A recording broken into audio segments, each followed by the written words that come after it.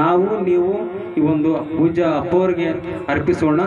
ದಯಮಾಡಿ ಎಲ್ಲರೂ ಕೇಳ್ತಿರಲ್ಲ, ಚಪ್ಪಾಳೆ ಹೊಡ್ರಿ, ನನಗೆ ಗೊತ್ತಾಗಿದೆ. ಚಲೋ.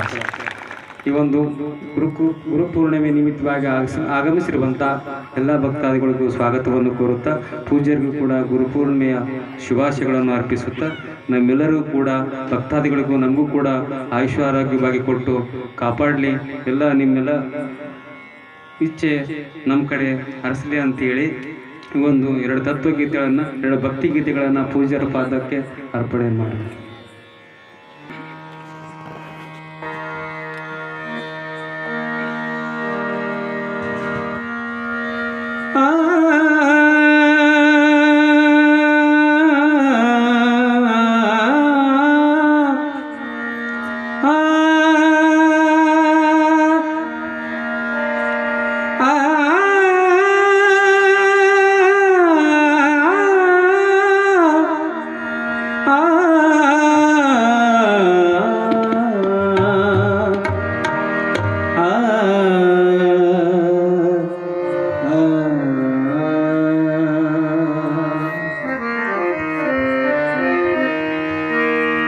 गुरु नानकर जय मंगलम जय नमः पार्वती पति शिव हर हर ಮಹಾದೇವ್.